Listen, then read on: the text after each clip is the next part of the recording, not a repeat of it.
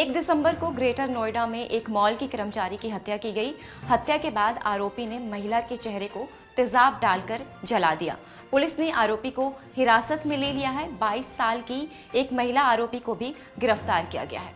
अधिकारियों ने बताया कि पीड़िता के पिछले महीने लापता होने के बाद उसके परिजन ने बिसरख पुलिस थाने में शिकायत दर्ज कराई थी। जिस महिला पर हमला हुआ उसका नाम हेमा चौधरी है। दोनों आरोपी ने हेमा चौधरी की कलाई काटकर कथित तौर पर महिला की हत्या कर दी। महिला की पहचान छिपाने के लिए उसके चेहरे पर तेजाब डाल दिया गया था। एसिड अटैक का ये हमला यूपी में पहली बार नहीं है। यूपी में ऐसे कई मामले पहले भी सामने आ चुके हैं। इस स्टोरी में यूपी की कुछ ऐसी ही कहानियां आपको पीड़िताओं की जुबानी बताने जा रहे हैं। कहानी मुजफ्फरपुर की रूपा की। मेरा चेहरा पिघल रहा था और मैं सड़क पर भाग भाग कर लोगों से मदद की मांग कर रही थी, लेकिन कोई मदद के लिए नहीं आया। लोग मुझसे डर रहे थे। शायद लोगों ने किसी का चेहरा ऐसे पिघलते ना देखा हो। सड़क पर जिन लोगों से मैं मदद मांग रही थी वो सभी लोग किसी एसिड अटैक पीड़िता को पहली बार देख रहे थे। इस भयानक दिन की शुरुआत 13 साल पहले हुई थी, जब मेरी माँ मेरे छोटे भाई को पैदा करते समय चल बसी। पापा ने दूसरी शादी कर ली। नई माँ से पिता ने पहले से शादीशुदा और बच्चा होने की बात छुपाई। नई माँ आई और मेरा स्कूल छूट गया। मुझे खेतों में काम करने पर मजबूर कर दिया गया। एक दिन जब मैं सो रही थी तब मेरी माँ ने मेरे चेहरे पर तेजाब डाल दिया। अपने पिघलते हुए चेहरे के साथ जब मैं सड़क पर भाग भाग कर मदद मांग रही थी तब ग्राम प्रधान मुझे मुजफ्फरनगर के पास के अस्पताल में ले गए। हॉस्पिटल में मुझे इलाज के लिए 16 घंटे इंतज़ार करना पड़ा। ये कहानी मुजफ्फरपुर की रूपा की है। रूपा की ज़िंदगी में ये हादसा 2008 में हुआ था। आज छाँव फाउंडेशन ने रूपा की ज़िंदगी बदल दी है।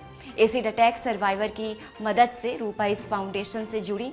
फाउंडेशन ने रूपा का इलाज कराया, एक कैफ़े में नौकरी दिलाई, एनजीओ के तौर पर रूपा को एक परिवार भी दिया।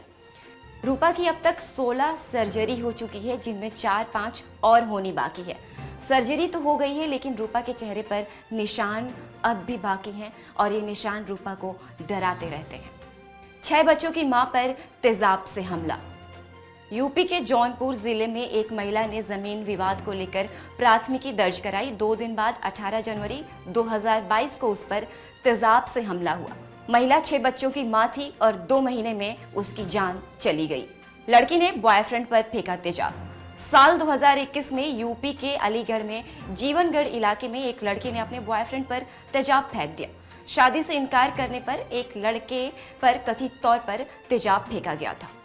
पुलिस अधिकारी ने इस मामले में कहा कि हमने धारा 326A के तहत एक रिपोर्ट दर्ज की है और आरोपी लड़की को गिरफ्तार कर लिया है। हलाला ना करने पर पति ने पत्नी पर फेंका तेजाब।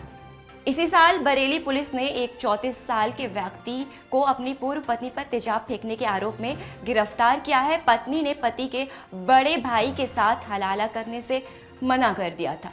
समाचार एजेंसी पीटीआई की एक रिपोर्ट के मुताबिक शख्स ने 1 महीने पहले अपनी पत्नी को 3 तलाक दिया था और वो अपने माता पिता के साथ रह रही थी। शख्स एक दिन अपने ससुराल आया और पत्नी को अपने बड़े भाई के साथ हलाला करने के लिए मजबूर करने लगा और जब महिला ने इनकार कर दिया तो उसने अपनी पत्नी पर तेजाब फेंक दिया। यूपी में एसिड अटैक के कितने मामले? यूपी में साल 2021 में एसिड अटैक के 22 मामले सामने आए हैं। ये पिछले साल के मुकाबले कम थे। 2021 पूरे दक्षिण एशियाई देश में पश्चिम बंगाल और यूपी पहले और दूसरे नंबर पर थे। इन हमलों का शिकार होने वाली ज्यादातर महिलाएं थीं। 2013 में बैन किया गया तेजाब। द टाइम्स ऑफ इंडिया को स्वाति मालीवाल ने बताया कि हमले को रोकने के लिए भारत सरकार ने 2013 में पूरे देश में तेजाब की बिक्री पर रोक लगा दी। बैन के बाद वही तेजाब खरीद सकते थे जिनके पास लाइसेंस हो। दिल्ली महिला आयोग की इन्वेस्टिगेशन से ये पता चलता है कि तेजाब हमेशा की तरह खुलेआम बिक रहा है। राजधानी दिल्ली में तेजाब की तो खुलेआम बिक्री अभी भी जारी है। आईपीसी धारा 326A के तहत तेजाब फेंकना गैर जमानती सजा। इसके तहत किसी व्यक्ति ने अगर जानबूझकर किसी पर तेजाब फेंका और उसको किसी भी तरह का कोई भी नुकसान पहुंचाया तो उसे गंभीर जुर्म माना जाएगा। अपराध गैर जमानती होगा। दोषी को कम से कम 10 साल और ज्यादा से ज्यादा उम्र कैद की सजा हो सकती है। ये भी प्रावधान है कि दोषी पर उचित जुर्माना होगा और ये रकम पीड़िता को दिया जाएगा। आईपीसी धारा 326 बी के तहत 5 साल की है सजा। इस धारा का संबंध एसिड अटैक को रोकने की कोशिशों से जुड़ा हुआ है।